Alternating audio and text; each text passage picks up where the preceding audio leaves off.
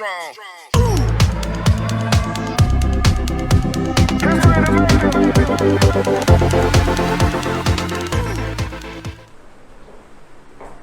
Hello बच्चों, कैसे हो आप सब। आज हम आपको 11th क्लास के फिजिक्स का चैप्टर 2 का सेकेंड पार्ट, जिसमें हम एरर एनालिसिस करेंगे।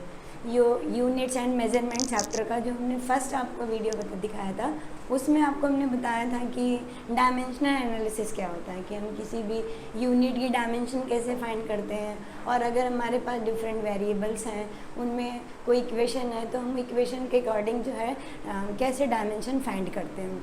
इस वीडियो में आपको हम एरर एनालिसिस बताएंगे। एरर मतलब गलतियाँ हमसे होती हैं, तुमसे होती हैं, सबसे होती हैं, कोई भी 100% परफेक्ट नहीं होता है। तो एरर में हमें पढ़नी है कि what is error, types of error, और उस एरर से रिलेटेड कुछ हम न्यूमेरिकल करेंगे। आपके एग्ज़ाम में ज़्यादातर न्यूमेरिकल आते हैं, डेफिनेशन वगैरह नहीं आती है। तो हम पढ़ेंगे units and measurement chapter 2 physics का यूनिट्स एंड मेजरमेंट का पढ़ेंगे second part, error analysis. Error analysis का मतलब है कि हम कैसे एरर को एनालाइज करते हैं, कैसे किसी भी इंस्ट्रूमेंट की एरर को, या फिर हम जो अपनी गलतियां होती हैं कैलकुलेशन में, या हम कोई चीज़ मेज़र करते हैं तो उसमें जो एरर आती है वो क्यों आती है और कैसे आती है, और उसे हम कैसे मिनिमाइज़ कर सकते हैं। तो एरर इंस्ट्रूमेंटल एरर हो सकती है, एटमॉस्फेरिक एरर हो सकती है, हमारे तुम्हारे द्वारा की गई एरर हो सकती है। तो एरर जनरली 2 टाइप की होती है। Error is 2 type, one is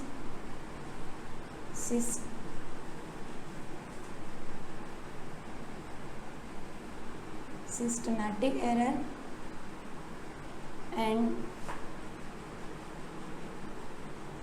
second is random error.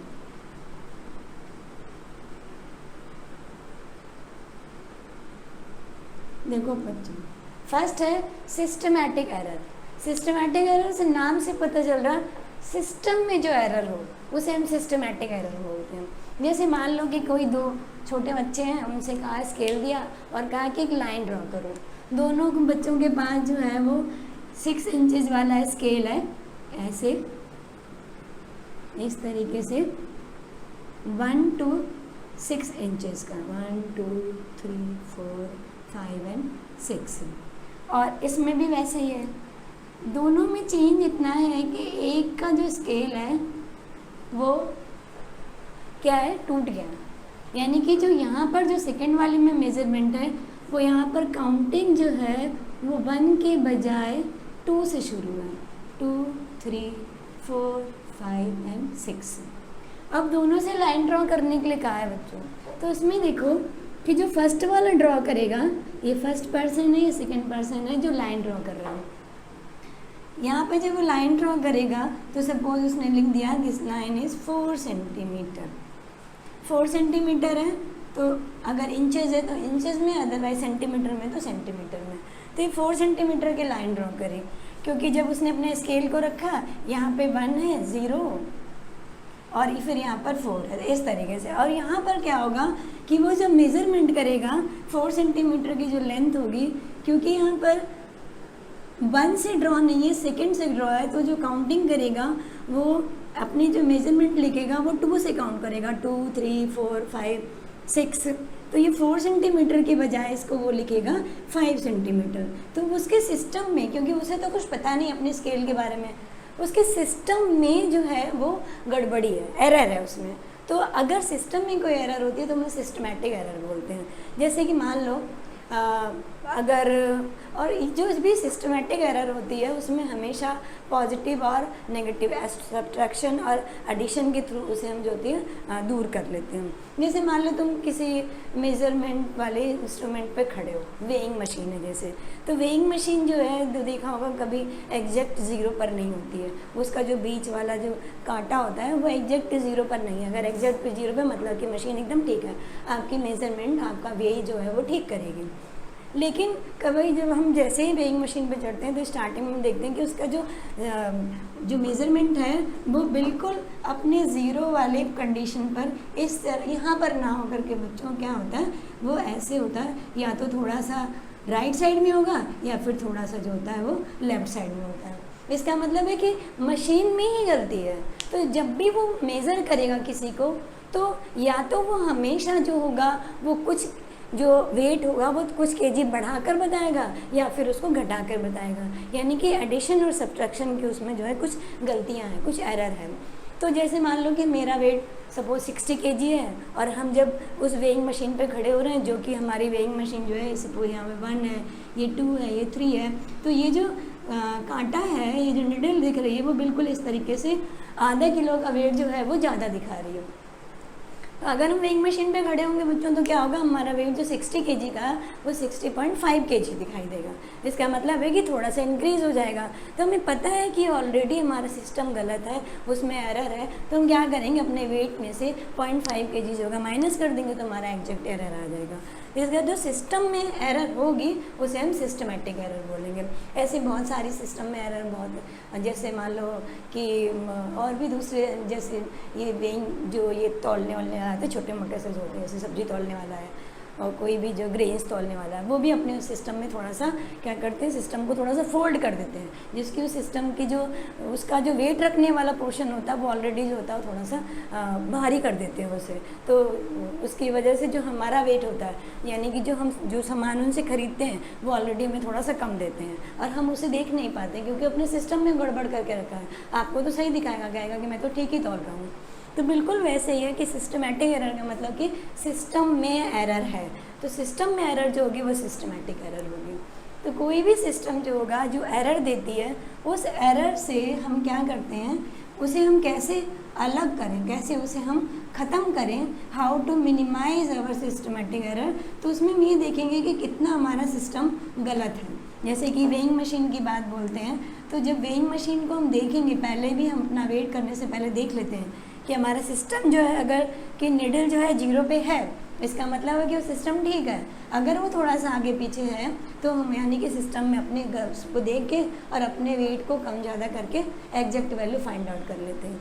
ये जो एरर होती है, जो भी निडल हमारी 0 पर, कोई भी इंस्ट्रूमेंट में 0 पर निडल होती है या नहीं होती है, उसको हम बोलते हैं ज़ीरो एरर, यानी कि थोड़ी बहुत एरर इधर उधर होती है। जैसे आप लोग प्रैक्टिकल करते हो, स्क्रू गेज का प्रैक्टिकल करते हो, वर्नियर कैलिपर्स का है जो प्रैक्टिकल करते हो, उसमें जो है जो भी हमारा वर्नियर स्केल होता है उसमें जब हम रिचेट से उसे टाइट करते हैं तो दोनों की जो वैल्यू होती है, दोनों स्केल की वैल्यू जो होती है, यहाँ पर जो वर्नियर स्केल है और ये हमारा दूसरा स्केल होता है, तो दोनों के जीरो को जो है एग्जैक्ट लाइन पर लेकर के आते हैं। अगर ये दोनों जीरो जो होते हैं एग्जैक्ट लाइन पर है, इसका मतलब है कि उसमें एरर नहीं, ज़ीरो एरर बोलते हैं उसे। और एरर है तो उसके अकॉर्डिंग हम अपनी कैलकुलेशन को जो होता है उतनी वैल्यू को या तो ऐड करते हैं या सब्ट्रैक्ट करते हैं।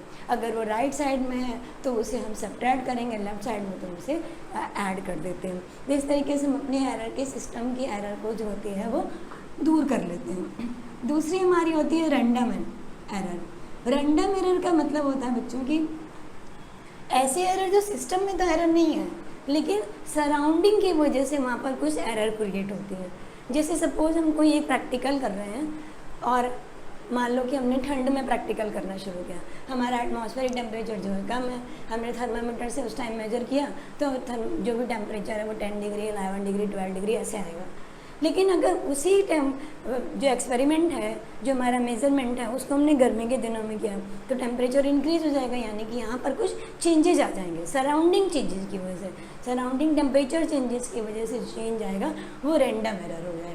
जैसे एक चीज़ जैसे देखो जैसे मान लो कि थर्मामीटर से जो हम टेम्परेचर मेजर करते हैं तो टेम्परेचर अगर हम उस थर्मामीटर को अपने माउथ पर टंग के अंदर रखते हैं तो हमारा टेम्परेचर कुछ और आता है। लेकिन अगर उसी हम थर्मामीटर को आर्म पिट में रखते हैं, आर्म पिट में रखने पर क्या होता है कि हमेशा टेम्परेचर थोड़ा सा वो लो दिखाता है, तो उसे हमेशा 0.5 और 1 डिग्री टेम्परेचर जो होता है वो लो दिखाता है। तो जब भी हम आर्म पिट में टेम्परेचर रख करके देखते हैं तो वो क्या होता है कि टेम्परेचर डाउन होगा तो हम उसको बढ़ा करके पता लगा लेते हैं कि हमारा टेम्परेचर, बॉडी टेम्परेचर कितना इंक्रीज हुआ है, फीवर कितना है, तो रैंडम एनालिसिस हो जाएगी, यानी कि रैंडम एरर हो गई है। और जैसे कि और कोई देख लो एग्जांपल, जैसे मान लो कि हम कोई एक्सपेरिमेंट कर रहे हैं, उस एक्सपेरिमेंट में जो है इनिशियली हमने किसी चीज़ को गर्मी के दिनों में बॉयल करेंगे जल्दी बॉयल हो जाएगा, ठंड के दिनों में करेंगे तो वो देर से बॉयल होगा, तो यहाँ पर बॉइलिंग टेम्परेचर जो होगा वो अलग अलग आ जाएगा। तो इसका मतलब है कि एटमॉस्फेरिक चेंज पर, सराउंडिंग चेंज पर जो भी होगा उसे हम बोलेंगे रैंडम एरर। जैसे मान लो कि हम यहाँ पर ये हम पढ़ा रहे हैं, पढ़ाने में बहुत सारी चीज़ों की सेटिंग की हुई है, जैसे कि एक कैमरा सेट है, लाइट सेट है, और कोई बाहर से आया और उसने एक तेज़ी से दरवाजे पर जो है एक मुक्का मारा तो हमारी लाइटिंग जो है वो डिस्टर्ब हो गई। इसका मतलब है रैंडम एरर आ गई है। तो रैंडम एरर का मतलब है कि पता नहीं है वो एरर कब क्रिएट हो जाएगी, क्योंकि वो सराउंडिंग पर, माहौल पर डिपेंड करती है, उसे हम रैंडम एरर बोलेंगे। तो ये दो डिफरेंट टाइप की एरर होगी जिसके बारे में आपको हमने अभी डिटेल में बताया कि error analysis systematic error, system में एरर प्रेजेंट होगी, और जिसे हम पॉजिटिव और नेगेटिव ऐड करके या सब्ट्रैक्ट करके उसे मिनिमाइज कर लेंगे। दूसरी रैंडम एरर जो हमारी सराउंडिंग पर डिपेंड है, एयर पर डिपेंड है और टेम्परेचर पर डिपेंड है, हमारी जो जितनी भी मैकेनिकल वर्क हैं उनके ऊपर डिपेंड होती है, उन्हें हम रैंडम एरर बोलते हैं। नेक्स्ट हमारा टॉपिक आता है कि इस एरर को हम कैसे मिनिमाइज करते हैं, हाउ टू मिनिमाइज एरर। तो एरर को मिनिमाइज करने के लिए सबसे पहला पॉइंट ये होता है कि जैसे हम कोई भी ऑब्जर्वेशन कर रहे हैं, उस ऑब्जर्वेशन को हमें बार बार रिपीट करना चाहिए। बार बार रिपीट करने से हमें क्या होता है, डिफरेंट वैल्यूज़ फाइंड होती हैं। तो जब वैल्यूज़ फाइंड होंगी तो उसकी नियरेस्ट वैल्यू, मतलब कि लीस्ट एरर लेने के लिए हमें क्या करना होगा कि बार बार उसे रिपीटिंग मेथड के बाद में हम उसका मीन निकालें, उसका एवरेज निकाल लें। तो जब हम एवरेज निकालेंगे तो हमारी जो एरर होगी वो मिनिमाइज हो जाएगी, सबसे कम एरर हो जाएगी, तो उसे हम मिनिमाइजेशन ऑफ एरर बोलते हैं। अब देखो, जब भी हम किसी इंस्ट्रूमेंट से एरर निकालते हैं तो ये फाइंड करते हैं कि उस इंस्ट्रूमेंट की लीस्ट काउंट क्या होती है। तो हम पहले डिफरेंट टाइप के एरर को कैलकुलेशन के पहले हम लोग देखते हैं कि लीस्ट काउंट क्या होता है। What is least count? Least count का मतलब होता है किसी भी इंस्ट्रूमेंट के थ्रू फाइंड करने वाली वो minimum value that is measure by a given instrument is called least count. कि वो मिनिमम वैल्यू जो हम किसी इंस्ट्रूमेंट के थ्रू फाइंड कर लेते हैं उसे हम बोलते हैं लीस्ट काउंट। जैसे कि ये स्केल है, स्केल, इसमें वैल्यूज होती है 0, 1, 2, 3, 4, 5 एंड 6। 4, 3, 2, 1। ये स्केल है 6, जिसमें मेजरमेंट जो है वो 6 सेंटीमीटर है यहाँ पर। अब इस सेंटीमीटर में जब आपने स्केल में देखा है तो स्केल में भी सेंटीमीटर के बीच में भी जो 2 सेंटीमीटर के बीच के जो डिस्टेंस होती है उसमें भी 10 लाइंस होती हैं। इस तरीके से देखो, जैसे कि हमने लिखा है ये 1 एंड ये 2, ये 1 है और ये 2 है, इसके बीच में 10 लाइंस होंगी। 1, 2, 3, 4, 5, 6, 7, 8, 9 एंड 10 लाइंस हैं। इसका मतलब है कि हम 1 सेंटीमीटर को 10 पार्ट्स में डिवाइड कर सकते हैं। और आप छोटी क्लास में आपने पढ़ा हुआ है कि 1 centimetre is equal to 10 millimetre. तो इस 1 सेंटीमीटर को हमने और छोटे में डिवाइड कर दिया, इसे क्या बोलते हैं, मिलीमीटर। ये तो सेंटीमीटर है और ये मिलीमीटर है, तो 1 centimetre is equal to 10 millimetre होता है।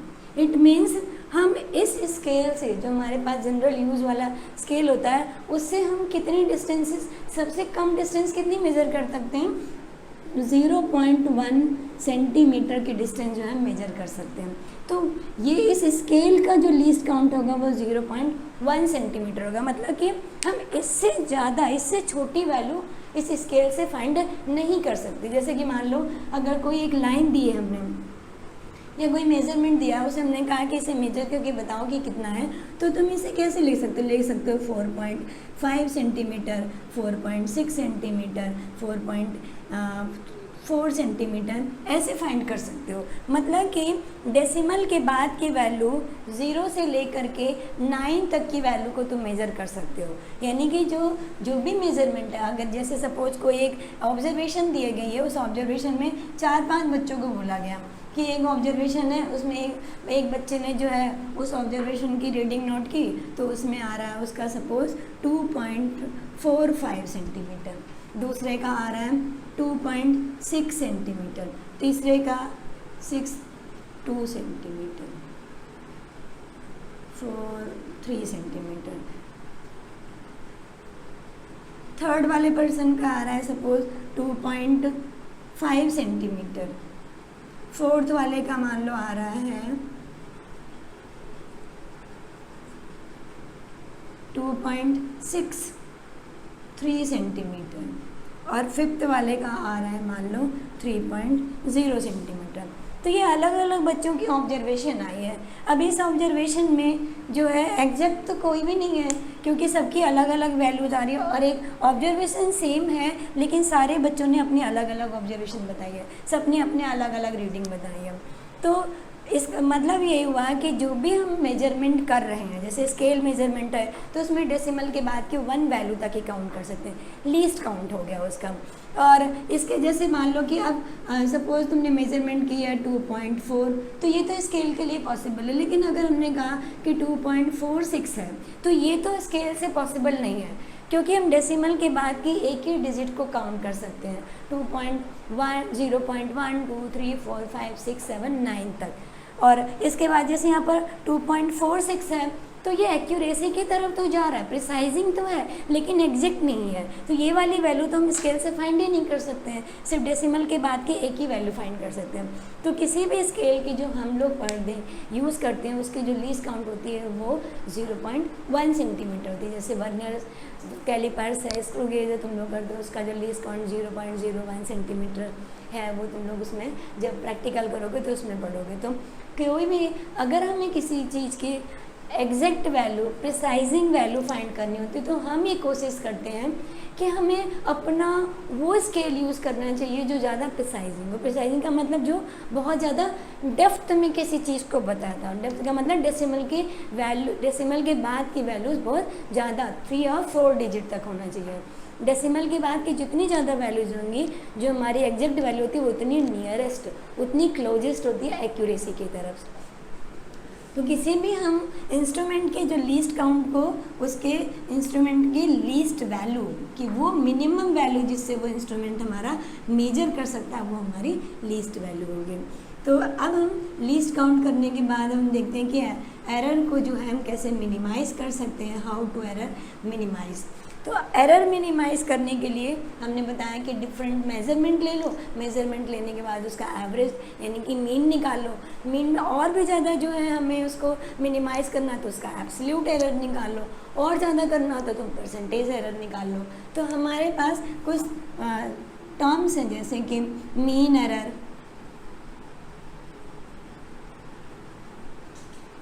एब्सोल्यूट एरर,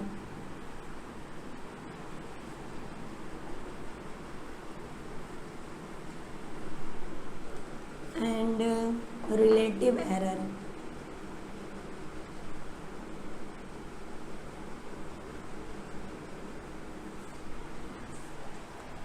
परसेंटेज एरर, ये पोर्शन हमारा आता है बच्चों न्यूमेरिकल में, इस पर आपको बेस न्यूमेरिकल आता है जिसमें परसेंटेज एरर, ये वाले एरर, रिलेटिव एरर्स, ये एरर, एब्सोल्यूट एरर, ये हमेशा फाइंड करने के लिए आती है। तो अब हम in percentage error, absolute error, mean error को कैसे फाइंड करते हैं। चलो आ जाओ, अब न्यूमेरिकल पोर्शन पर आते हैं अपने हम कि percentage error, absolute error and relative error और परसेंटेज एरर कैसे फाइंड करते हैं। सबसे पहले देखो, मान लो कि हमारे पास कुछ डिफरेंट जो है ऑब्जर्वेशन है। सपोज हमारा क्वेश्चन ऐसे है कि कोई ऑब्जर्वेशन है जिसकी डिफरेंट 4-5 वैल्यूज, 4-5 वैल्यूज़ दी हुई हैं, अब उससे आपको मीन वैल्यूज़ निकालनी होगा। तो सपोज ऑब्जर्वेशन इज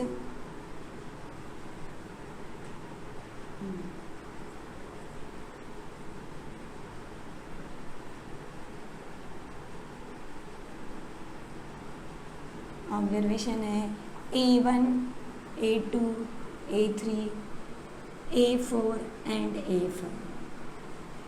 ये डिफरेंट 5 हमारे पास ऑब्जर्वेशन है। हमने इसमें कहा find the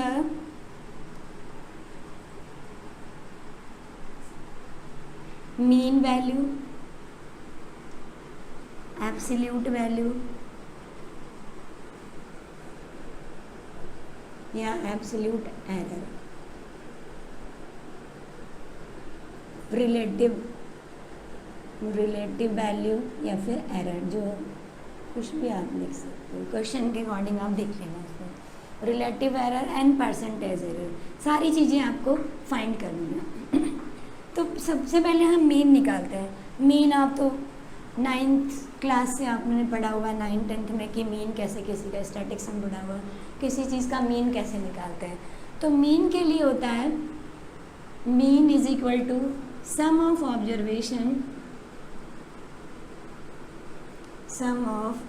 observation upon number of observation.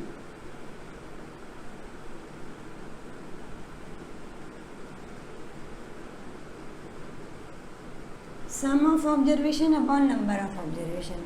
हमेशा मीन को हम x बार या किसी a बार से भी आप दिखा सकते हो। तो जो भी हमारी ऑब्जर्वेशन जो गिवन है, जैसे कुछ जो भी गिवन है उसके पर बार लगा के आप मीन को नोट कर सकते हो।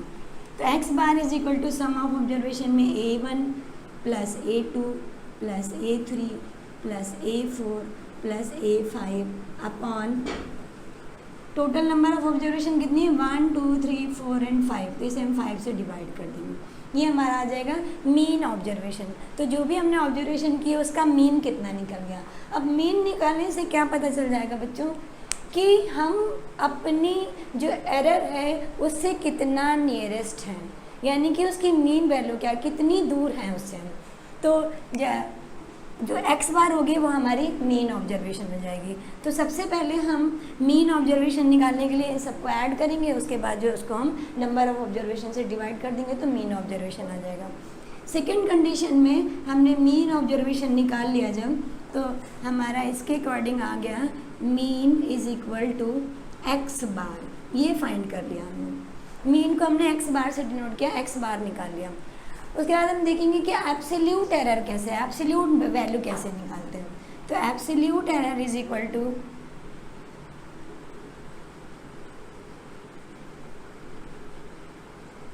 टू हो जाएगा जो भी हमारी रियल वैल्यू है, जो भी ऑब्जर्वेशन वैल्यू है, उस ऑब्जर्वेशन वैल्यू में से अगर हम मीन को माइनस कर देते हैं तो सबकी जो होती है एब्सोल्यूट एरर या एब्सोल्यूट वैल्यू निकल जाती है। तो इंडिविजुअल एक एक के सबके लिए जो भी हमें एब्सोल्यूट वैल्यू निकालनी पड़ती है, तो डेल्टा ए, इसे एब्सोल्यूट को हम डेल्टा वर्ड से डिनोट करते हैं। तो delta A is equal to हो जाएगा A1 minus x bar,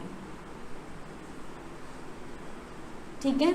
A2 delta A2 is equal to हो जाएगा A2 minus x bar. Delta A3 is equal to हो जाएगा A3 minus x bar. Delta A4 is equal to हो जाएगा A4 minus x bar. Delta A5 is equal to हो जाएगा A5 minus x बार। तो हम अपनी रियल वैल्यू जो भी हमारी गिवन इंडिविजुअल वैल्यू है, डिफरेंट ऑब्जर्वेशन है, उसमें से हम अपनी मीन वैल्यू को फाइंड माइनस करके सब्ट्रैक्ट करके और उसकी एब्सोल्यूट वैल्यू निकाल लेते हैं। तो ये एब्सोल्यूट वैल्यू ये बताएगा कि हम अपनी रियल वैल्यू से कितनी दूर हैं, उसके डिस्टेंसेस कितनी हैं, ये हमारी एब्सोल्यूट वैल्यू हो जाएगी।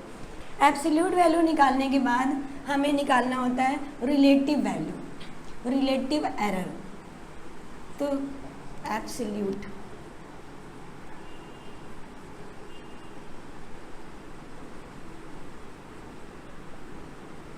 डेल्टा ए से डिनोट किया हमने। अब हमें रिलेटिव निकालना होता है, रिलेटिव एरर या रिलेटिव वैल्यू। तो रिलेटिव वैल्यू हमें जब भी फाइंड करनी हो तो उसके लिए हम हर एक इंडिविजुअल वैल्यू को क्या करते हैं, अपनी जो एब्सोल्यूट वैल्यू है उससे डिवाइड करते हैं तो रिलेटिव आ जाता है। तो relative value is equal to होगा रियल वैल्यू अपॉन,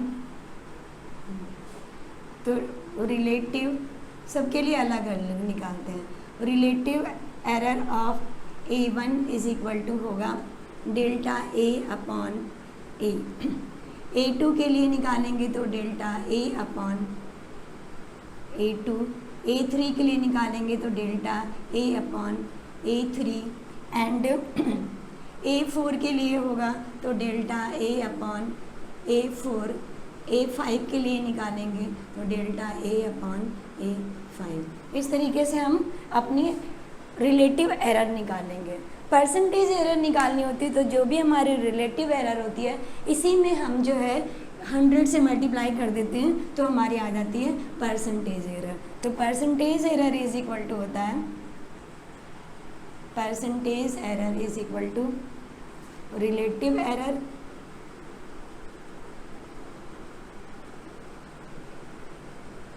इंटू 100, यानी कि delta A upon A into 100 is called percentage error या फिर percentage of the relative error. तो ये हमारी हो गई एरर फाइंड करने का मेथड, जिसमें mean error, absolute error, relative error and percentage error. इस पर बेस क्वेश्चन आते हैं, जैसे कि मान लो हम लोगों को अब जब भी हमें किसी वैल्यू का एरर गिवन होता है तो एरर जो होता है कॉम्बिनेशन में दिया रहता है, कॉम्बिनेशन ऑफ एरर होती है वो। कॉम्बिनेशन ऑफ एरर में कोई भी मेजरमेंट, कोई भी क्वेश्चन दिया रहेगा, कोई वैल्यू ऑब्जर्वेशन दी होती है तो उसमें एरर हमेशा जो होती है ऐड करके या सब्ट्रैक्ट करके दिखाई जाती है, उसे हम बोलते हैं combination error, combination error.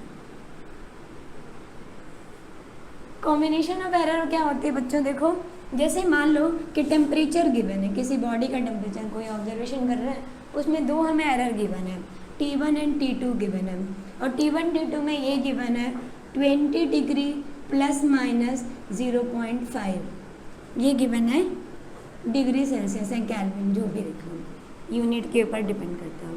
T2 जो है हमारी गिवन है सपोज 30 प्लस माइनस 0.5। तो जो भी हमने बताया था कि जो सिस्टमैटिक एरर होती है वो हमेशा एडिशन सब्ट्रैक्शन के थ्रू जो होती है उसे लिखी जाती है, या तो ऐड होगी या फिर सब्ट्रैक्ट होगी। तो यहाँ पर हमारे जैसे T2 बॉडी एक बॉडी है जिसका टेम्परेचर गिवन है 20 प्लस 0.5 केल्विन, दूसरा गिवन है 30 प्लस माइनस 0.5 डिग्री। तो इसका मतलब हुआ कि यहाँ पर कॉम्बिनेशन दिया हुआ है, रियल वैल्यू प्लस जो हमारी मेजरमेंट वैल्यू प्लस उसकी एरर भी गिवन है। प्लस माइनस का मतलब है कि ये या तो इतनी बड़ी हुई है या इतनी कम है। इसमें भी जैसे 30 प्लस 5 0.5 हो सकती है या फिर 30 माइनस 0.5 हो सकती है। ये हमारी होती है कॉम्बिनेशन ऑफ एरर। तो जब भी हम किसी एरर को कैलकुलेट करते हैं तो हम अपनी हमारे क्वेश्चन में ये वाली वैल्यूज़ गिवन होती है, इसी के अकॉर्डिंग जो है हम एरर फाइंड करते हैं। जैसे सपोज गिवन है, अब जो एरर होती है उसको हम 3 डिफरेंट मेथड से सॉल्व करते हैं। पहला देखो इसे रब कर देते हैं, एरर में एडिशन सब्ट्रैक्शन, फिर दूसरा है multiplication of error and division of error. तो एरर को हम कैसे ऐड करते हैं, कैसे सब्ट्रैक्ट करते हैं, कैसे मल्टीप्लाई करते हैं और कैसे जो हम उसे डिवाइड करते हैं। और पावर फॉर्म में भी एरर जो होती है कैलकुलेशन होती है। तो एरर को कैलकुलेट करने के लिए जो होती है वो 3 डिफरेंट मेथड होते हैं। एक होता है addition and subtraction of error,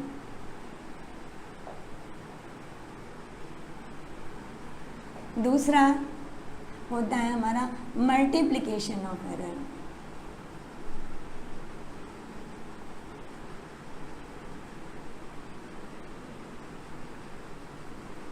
third होता है हमारा डिवीजन एरर,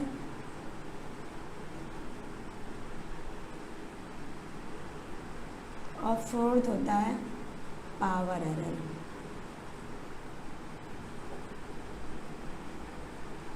इस मेथड से हम एरर को कैलकुलेट करते हैं। देखो तो इसमें सबसे पहले हम लोग एडिशन और सब्ट्रैक्शन ऑफ एरर देखते हैं। जैसे सपोज हमारे पास 2 ऑब्जर्वेशन है, ए है और बी है। ये ए और बी जो ऑब्जर्वेशन है, जब इसको ऐड किया गया है तो इसके हमें वैल्यू गिवन है कि जो हमारा ए ऑब्जर्वेशन है वो A plus minus delta A है, और बी जो है वो हमारी है B plus minus delta B. तो वो कह रहा है कि इस जो हमारी ऑब्जर्वेशन है, ये जो हमारे पास वैल्यूज़ गिवन है, क्या अगर हम इसका एडिशन और सब्ट्रैक्शन करेंगे तो उसमें कितना प्लस माइनस एरर इंक्रीज होगा। तो हमें बताना है कि z जो होगा वो, और क्वेश्चन में हमारे गिवन है कि z is equal to a plus B है, तो find the value of delta z। ठीक है, देखो a जो है हमारी प्लस माइनस यानी कॉम्बिनेशन ऑफ एरर गिवन है, a is equal to a plus minus delta a and b is equal to b plus minus delta b है। तो एडिशन ऑफ एरर करना है हमें। एडिशन ऑफ एरर में question में हमारे गिवन है कि z is equal to, suppose z is equal to, नहीं ये मत लिखो, ऐसा गिवन है क्वेश्चन में, सपोज नहीं है, ये गिवन है। तो z is equal to a plus B है, तो a प्लस बी ये क्वेश्चन में गिवन है कि z is equal to a, तो इसका जो एरर कॉम्बिनेशन होगा, वो एरर एडिशन या सब्ट्रैक्शन जो होगा वो किसकी वैल्यू कितनी होगी, तो find the value of z। तो हम इसमें क्या करते हैं, अपनी जो भी हमारा क्वेश्चन है पहले इसे हम नोट डाउन कर लेते हैं कि अब कैसे सोल्यूशन कैसे करेंगे इसका, कि z is equal to a plus B. अब क्वेश्चन के अकॉर्डिंग हम सारी वैल्यूज को ओपन कर देंगे, विद एरर लिखेंगे। राइट द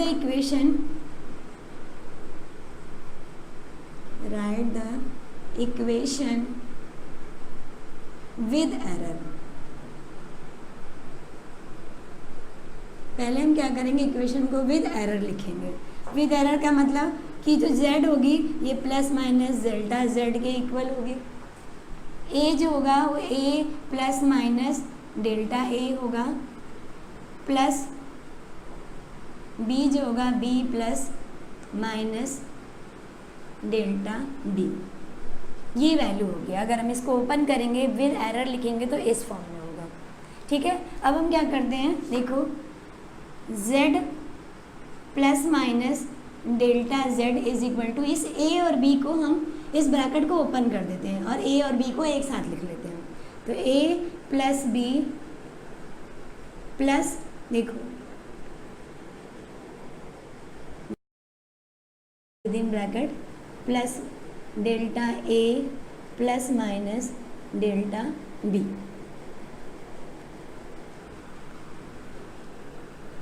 प्लस माइनस, तो देखो अब क्या होगा, ये z is equal to a plus B given है।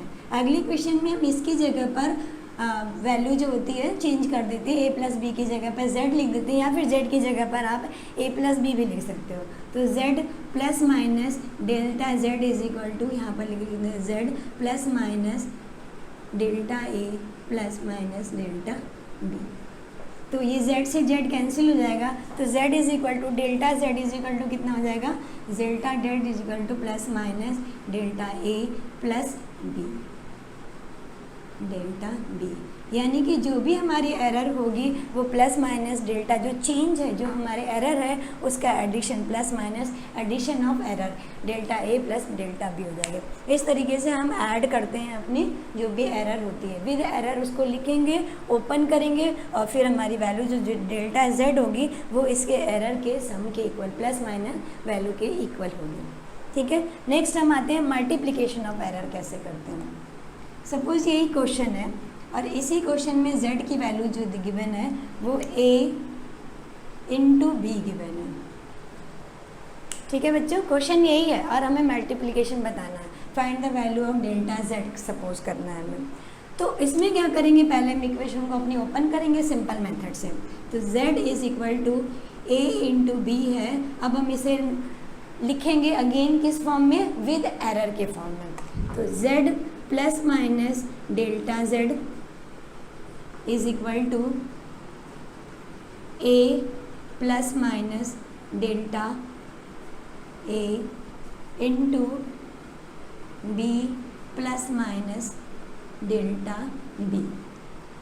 ठीक है, इसको ब्रैकेट को हम ओपन कर देते हैं, z plus minus delta Z is equal to, multiply कर दो ए इंटू बी, फिर प्लस इसका मल्टीप्लिकेशन इसके साथ करेंगे, ए प्लस ब्रैकेट में करके डायरेक्ट लिख लेते हैं हम लोग, delta A into delta B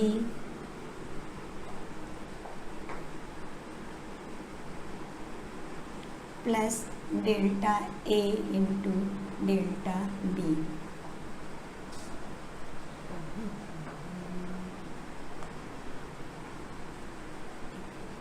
पहले इसका इसके साथ मल्टीप्लिकेशन करना बच्चों, फिर इसका इसके साथ में, तो a इंटू बी हो गया plus a into delta B, फिर इसका इसके साथ में तो delta a into B plus delta a into B,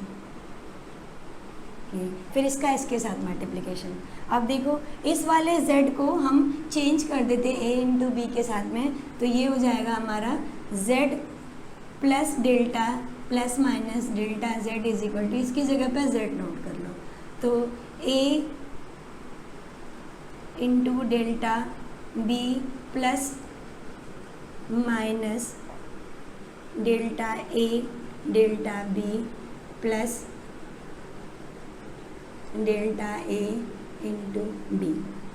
ये z से z कैंसिल हो जाएगा, तो delta z is equal to आ जाएगा हमारा a delta b plus delta a into delta b plus delta a और b।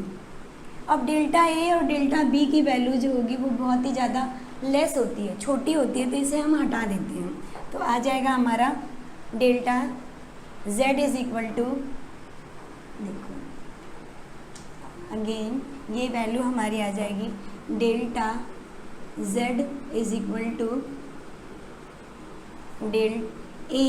Delta b plus minus plus b delta a, ये वैल्यू हमारी होती है प्लस माइनस में। Delta z is equal to, दोबारा लिख दे रहे हो, plus minus a delta b plus b delta a, क्योंकि जो हमारी ये दोनों लीस्ट वैल्यूज़ हैं और ये बहुत ही छोटी होती हैं, तो इसे हम इग्नोर कर देते हैं। आप इसे कॉमन मेथड से भी सॉल्व कर सकते हो कि यहाँ पर जो वैल्यू है इसमें पहले हम क्या करते हैं, इनको लीस्ट वैल्यू में कन्वर्ट कर लेते हैं। आप देखो हम आपको वो मेथड भी बताते हैं, यहाँ तक तो आप नोट कर लेना इसे।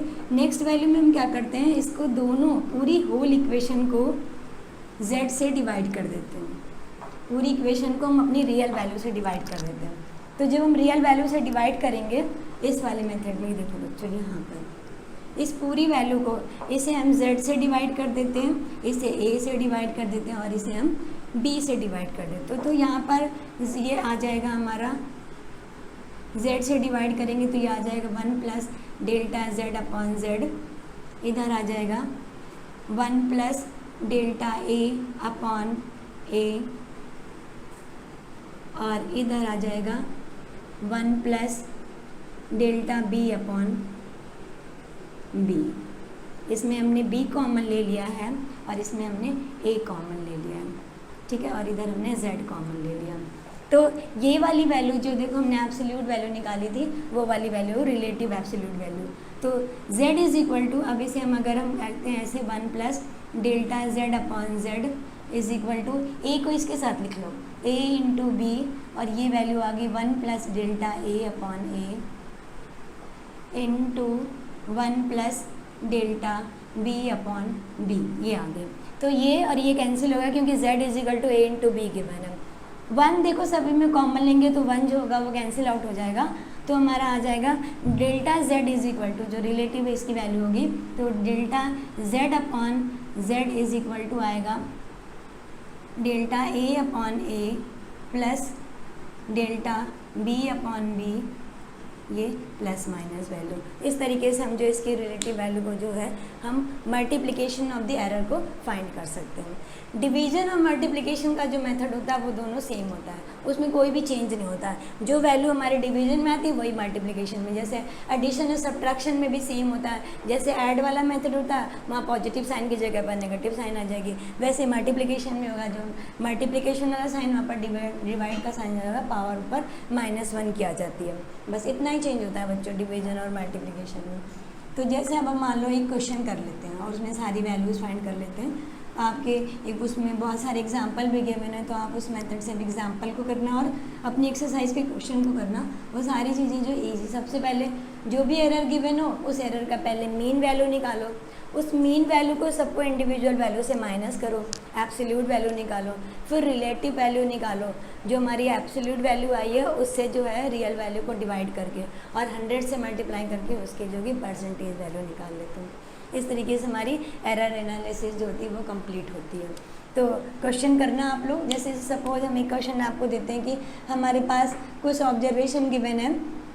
सपोज एक गिवन है 2.45, सेकेंड गिवन है 2.56, थर्ड गिवन है 2.68, फोर्थ गिवन है 3.0 एंड 2.57 गिवन है। तो सबसे पहले हम मीन निकालेंगे x बार, इन सबको प्लस करेंगे, 2.45 प्लस 2.56 प्लस 2.68 प्लस 3.0 प्लस 2.57, ये सारी नियरेस्ट वैल्यू है, अपॉन 5 से डिवाइड कर देंगे। अब जो भी हमारी वैल्यू आएगी उससे एब्सोल्यूट वैल्यू निकालेंगे। तो फर्स्ट वाली कंडीशन में फर्स्ट इसे ऐसे निकालेंगे हम कि फर्स्ट कंडीशन में डेल्टा 1, उससे कुछ मेजर कर लो आप, डेल्टा ए ले लो, तो delta A is equal to 2.45 minus X bar. Second condition में इसको माइनस करेंगे, फिर इसे, तो हमारी टोटल जो होगी सबकी जो एब्सोल्यूट वैल्यू आ जाएगी। उसके बाद हम रिलेटिव वैल्यू निकालेंगे। तो रिलेटिव वैल्यू निकालने के लिए हम क्या करेंगे, डेल्टा ए अपॉन ए से निकाल लेंगे इसको, जो भी हमारी एब्सोल्यूट वैल्यू निकाली उसको अपनी रियल वैल्यू से डिवाइड कर लेंगे। फिर परसेंटेज वैल्यू निकालने के लिए हम क्या करेंगे कि सारी वैल्यूज़ को जो हमारी एब्सोल्यूट वैल्यू है, रिलेटिव वैल्यू है, उसको हम 100 से मल्टीप्लाई कर देंगे तो हमारी परसेंटेज वैल्यू आ जाएगी। अब देखो, जब भी हम अपनी एब्सोल्यूट वैल्यू निकालते हैं तो उसमें एक चीज़ और निकालते हैं, कभी कभी पूछा आता है सम ऑफ एब्सोल्यूट वैल्यू कितनी होती है। तो सम ऑफ एब्सोल्यूट वैल्यू निकालने के लिए sum of absolute value, sum of absolute value निकालने की, जब हम एब्सोल्यूट वैल्यू निकालते हैं, मीन वैल्यू को अपनी रियल वैल्यू से माइनस करते हैं तो उनका हम सम करते हैं। तो देखो उसे हम डेल्टा से डिनोट करेंगे सम। तो 2 जैसे हमारी सपोज ये x बार आ गई तो 2.45 माइनस एक्स बार, ये फर्स्ट वाली जो भी x बार की वैल्यू आएगी आप कैलकुलेट कर लेना। दूसरी जो है 2.56 माइनस एक्स बार, ये सेकेंड की वैल्यू, प्लस इस तरीके से हम सारी वैल्यूज़ निकालेंगे तो वो सम ऑफ एब्सोल्यूट वैल्यू होगी। सम ऑफ एब्सोल्यूट वैल्यू को फिर अपनी रियल वैल्यू से डिवाइड करके रिलेटिव निकाल लेंगे, रिलेटिव के बाद 100 से मल्टीप्लाई करके हम अपनी जो कि परसेंटेज वैल्यू निकाल लेते हैं। इस तरीके से ये जो है हमारी जो एरर है वो पोर्शन कंप्लीट होता है। आप न्यूमेरिकल करना, और अगर नहीं सॉल्व होता तो अपने कमेंट बॉक्स में आप अपने कमेंट देना, जिससे हम आपको आपकी एक्सरसाइज के सारे क्वेश्चन सॉल्व करके दिखा देंगे। हर क्वेश्चन के आपकी एक वीडियो बना देंगे, अलग अलग क्वेश्चन की, आप उससे देख लेना। लेकिन सबसे पहले आप अपने खुद को जो है कॉन्फिडेंस को बिल्डअप करने के लिए फॉर्मूले को लिखिए और अपने क्वेश्चन को सॉल्व करिए। तो आज की वीडियो हम यहीं पर ओवर करते हैं बच्चों।